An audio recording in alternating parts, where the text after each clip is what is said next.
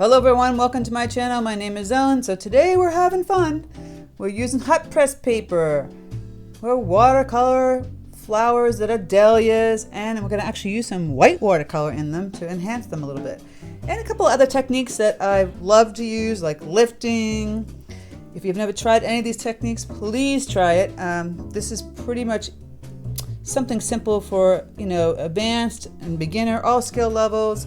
Of course, everything won't come out exactly the same as mine, and it shouldn't. It should be your own. I know people get really frustrated and they say, it doesn't look like yours. It's not supposed to. It's going to look like yours. So if you have any questions, leave them in the comment section. The Patreon members get the extended version.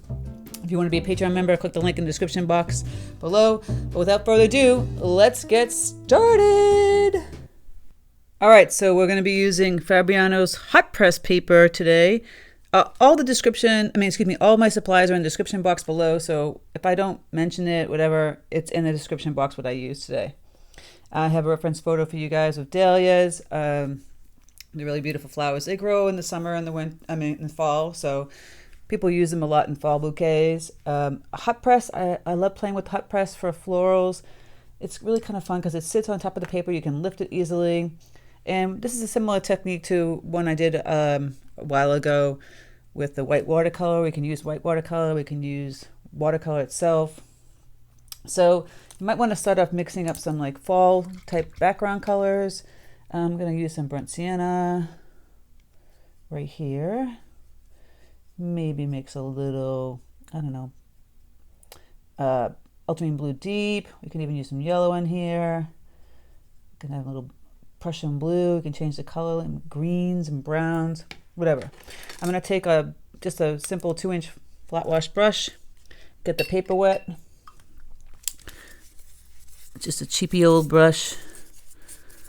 Get the whole, there's some pigment on the paper, doesn't matter.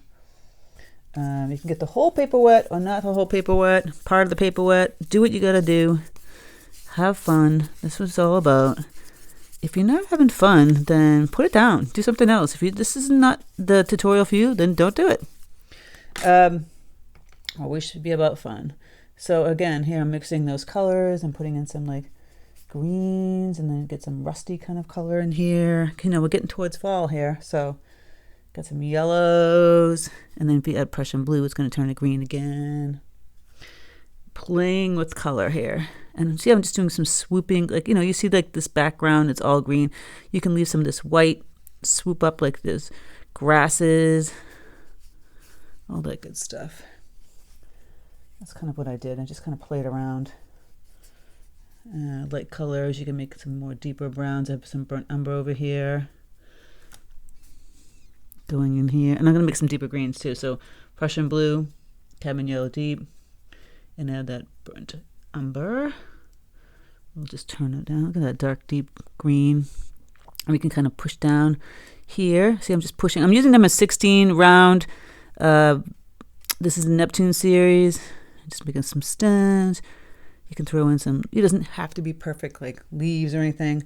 And I'm doing that little push down on that area because I'm going to put flowers around that area. And like that. I'll clean up my brush. Again, we're just playing here. Doesn't have to be perfect. I keep saying this all the time. Getting the color, moving it around, some more browns. You see where I'm going with this? Let's add some deeper browns. You can make it as dark or as light as you want. I might go up here and take a smaller, skinnier brush, like a long round 8 Velvet Touch series, so you can get some skinnier little marks kind of happening. Or even a liner brush. We can do that at the end though too. See little grasses kind of just flickering. Doo-da, doo-da. We're having fun. If you're not having fun, don't do it. Just gonna go like this and just moving it around. There's a lot of paint here, a lot of watery paint. As you can see. Add some more thicker paint here with that Prussian blue. And grab some more yellow, get that deep green. Getting it really dark in here. Okay. Now I'm going to start to play with some of that dahlia color, which is like a a lovely coral, kind of pinky orange. I'm going crazy with these grasses, right? And listen, if you don't want to have some white showing through, you can kind of blend it. See, I'm doing a little blending here. Cleaning up my brush, lifting up some of that color, kind of mushing it all down the bottom here. Going to the edge. You don't have to go to the edge. Play around with it. I'm going to get some of this darker color on the edge down here. The composition, you have to figure that out. Do you want it all in the middle? Do you want it on the side? I'm kind of playing. I got these little dots everywhere. Remember the dark green? There's a reason. There's a madness to it. A little thicker stem. Dot, dot, dot over here. Okay. Well, that's the fun part. So let it seep in a little bit. It sits on top of hot press as opposed to cold press. It just does. So the orangey kind of color, you can actually use an orange color. I have brilliant orange from Holbein. It's a great color. You can use cadmium yellow deep, mix it with some cadmium red light. You know, I think you guys are smart enough to know how to make an orange color. This is my cadmium yellow deep. Right here. Still seeping in the paper, you know. Look how wet this is. This is super wet. Super duper wet. So there's a couple of techniques you can play with right now. I'm going to grab my number 16 filbert select series from Holbein. You can kind of lift the paint. See? On the hot press, it really lifts well. And I'm lifting and tapping. I'm using the chisel end. Look at that. And we can put the color in. So I'm going to grab the orange and the yellow, even like some bright rose. Get that corally kind of orange happening. Now this is really kind of wet, like tea consistency. Kind of play with this color going in. And I'm kind of just see him going around that dark area. Tippy tapping. You really can't see the color yet. Going up here. Now remember that white watercolor I did a tutorial on? Well, this is where it can come in handy. So we have this color we mixed up here. I'm just going to put some colors up here. Like, see, I'm just making these little, almost like daisies. Pointing, sticking out, going up and over. This lovely pink color. You can lift, see, and then you can put the pink in there. You can lift, tap back. See how I'm lifting the paint off the paper, like mopping it up, but leaving some of that dark, and then you can go in and add that coral in there. Super cool. Okay, so here's that white watercolor from Windsor & Newton, professional white watercolor. Let's put a little down here. We'll loosen it up a little bit and mix it with our lovely color. It's almost, you could do this with gouache too, by the way. And look at that, you get that light color in. Now we want to go the opposite way, because if we go this way, it's like more of a rounded tip for the petal. And as you can see, the dahlias are pointier. So I'm kind of just poking. Don't fill it all in. You want to leave some spaces. Going the opposite way. Not this way, opposite. You got to play with your brush. Okay, I'm going to grab a little bit more thicker white. It's almost like white going in there, see? So, let me show you sideways. Out this way, out, out, out, out, out. Do a couple of layers on the outside. See what I'm doing here? Does that make sense? Woohoo! Now that color is not pretty right there. Lift, lift, and they can go back in and add some orangey color tones. Look at that. That one's really kind of cool. Again, I'm holding on the side so you can see. I could change the film situation, but this makes it easier for me than to get 4 million cameras. So you see how I'm going on the side? Does that help? Grabbing that. So it's almost like we're mixing gouache, but it's white watercolor. Sneaky. Sneaky, very sneaky. Now, I don't like how I happen to have 1, 2, 3, 4 happening in here. I need something in here. Why does it happen to me sometimes? I don't even know.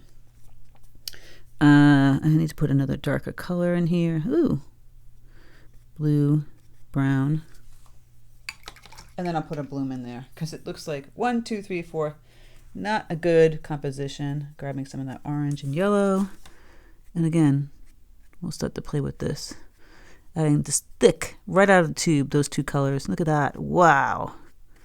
Magical. All right, and then I think I'm going to add one over here too. Smaller little ditzy one. That looks kind of cool. There's a really big one down here I didn't add.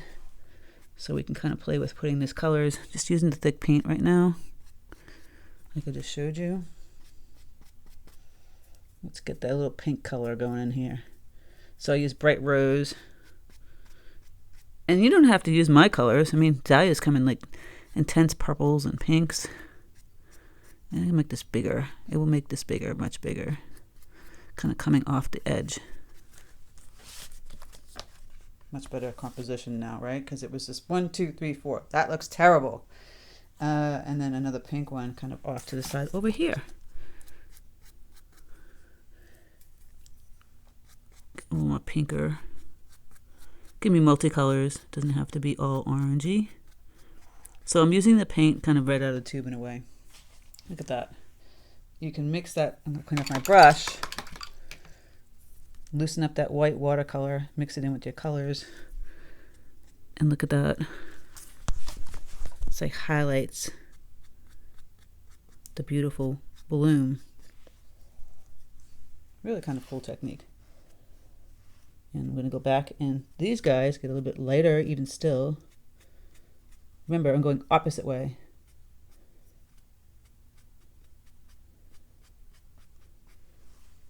Kind of wild and crazy, isn't it? And adding it into this lighter orange. Add that white. Ooh. They're like spiky, but soft points. But I'm making them a little bit spiky. But that's okay. And this can be my interpretation of a dahlia.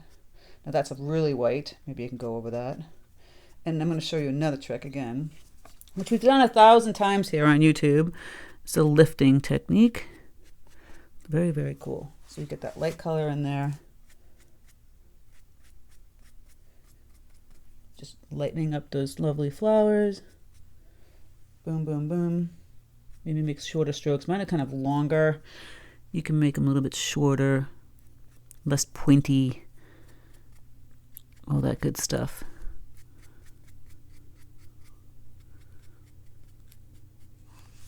Lost some of that pretty pink orangey color. I'm going to loosen up some of my orange paint and some pink in here. Like I said, you don't have to keep it. Oh, look at that. Super light. You can make it nice and bright. Put some little pointy ones out here because it's big, multiple layers of them. Look at that. I love that color so much. I'm going to go do it over here too. A little bit brighter orangey pink. Intuitive painting. Sometimes you're just kind of playing and things just pop out. That's called intuitive painting. You just don't know until you know, right? And this one's so not a pretty color down here. So let's just change some of these blooms. Adding this bright orangey pinky color. Even more yellow right out of the tube. It's just going to change this so nicely. Look at that. How on the side. Fun stuff. Fun stuff. So again, that same method of lifting while it's seeping into the paper. You can create some nice white highlights. So it's tapping, pulling, tapping. Look at that. See that? I'm using the same brush on the chisel end, pulling out the color. just by lifting off the paint. Look at those highlights. They work so well on hot press. It's a lot easier than cold press to lift. Just a great paper. It's so much fun to play with. Right, I'm gonna do the same thing here. Lifting the color. Just obviously playing, because that's my name of the game here. Get a bigger stroke. Just little highlights. So you're putting paint down, you're moving paint. You can kind of lift this guy here. Lots of fun. Look at that. And over here. Oh, this one got so crazy, but look at when I'm lifting it.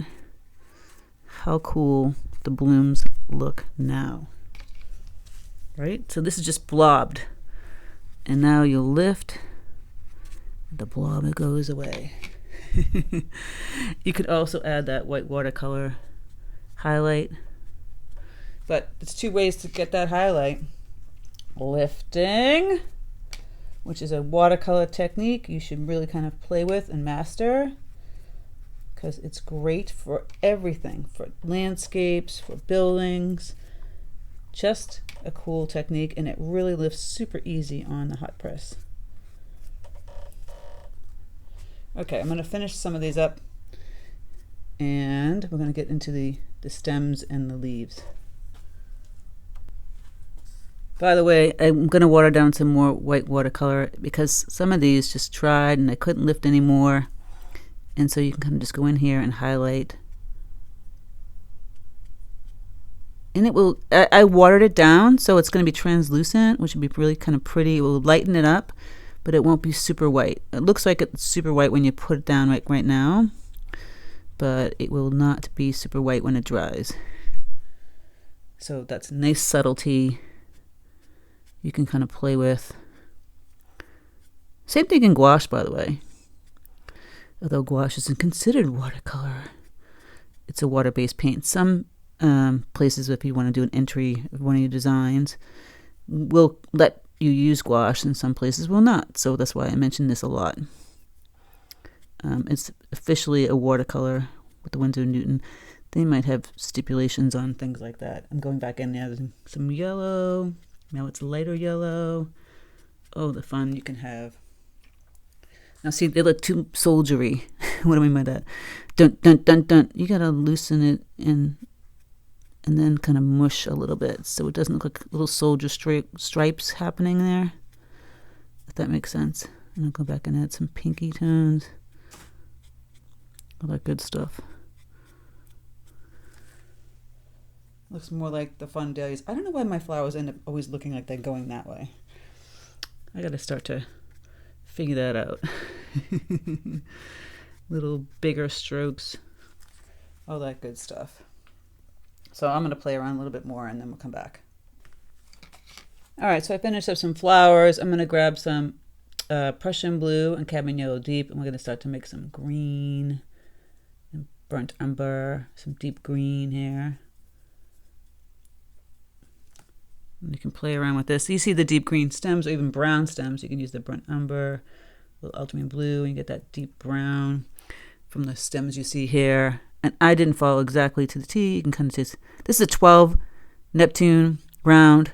It's brand new, so it has a great point. And just go like that. Just pull this down. You can pull other ones connecting.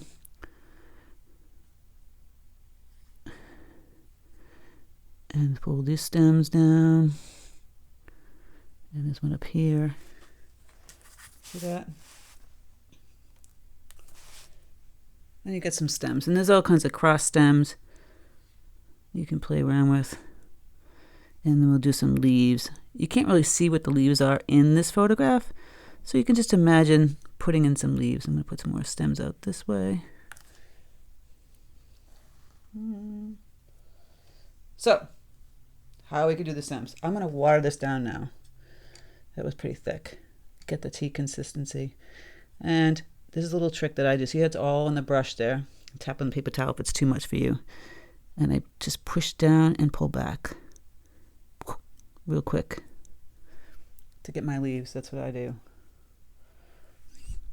Push down, lift real quick. Lifting up and turning it, brush many different ways. You got to play with the brush. I think I have some many tutorials on YouTube about how to play with your brush. So please go look at those if you don't know how to do it. I have so many. Just doing some simple leaves there. Don't want to go crazy with the leaves, right? We're going to just do a bunch of leaves here. Maybe a few more up here, and that's that. And then up in here. That one's sticking way up top. I like that guy up there. I'm going to remove some of this green and add a little brown. So I have burnt sienna and ultramarine blue. Make a nice deeper brown. Let's play with some browns. Adding some brown stems. You can kind of push some of that color in here. Kind of wiggle that in between. And then the stems. And then you can make little ditzy leaves kind of coming out. So I would use a small brush for that. I have a small filbert. Love this guy. Try it. Makes really kind of beautiful, like roundish, beautiful leaves, mixing all the colors I have here. So I just push down. Look at that. Really kind of cool round leaves. I can't do it with my 12. It will come out really kind of pointy. So if you're looking for some round ones, filberts are great. Even brighter yellowish green. Even like, look at that. Just throwing the different, you always want to have different varieties of leaves and stems and all that good stuff. So you get some bright chartreusey kind of green happening. Variety is the spice of life. And that's pretty much it. Wasn't that fun? Really kind of beautiful, simple. Look at that bright yellow. Stick right out of the tube paint. Just kind of fun. I'm just kind of tapping it around. And look at that. And then the center of the flowers, if you lost some of your darkness, you can kind of go in and add some of that. I'll add little browns in here. It's still dark in there. And this one, bluish brown up, Prussian blue. It was supposed to be just subtle. But that's that. There's our dahlia. Now take away the inspiration and you've created your own kind of fun little dahlia. I don't know if I love everything, but it's fun to play with it. I might go back in and highlight some of the flowers a little bit more with that white watercolor. And you just never know what you can come up with, right? I really encourage you to play with the paint. It's a lot of fun. So I hope you enjoy this. If you're a Patreon member, you get the extended part. I'm going to add some more watercolor, white watercolor to it, but you guys pretty much got this. If you want to be a Patreon member, click the link in the description box below. We have extended videos, extra videos, exclusive tutorials, first dibs and watercolor workshops and retreats, Facebook group with weekly challenges, monthly giveaways. It supports my channel here on YouTube. I really, really appreciate it. I think people have this misconception that YouTube, you can make a living off YouTube. Some people can. Most artists can't. So Patreon helps support the artists, which I really appreciate. And I thank you so much. So if you like my content, maybe think about doing that. All right. I hope you have a fantastic day. Take care, and I'll speak to you soon.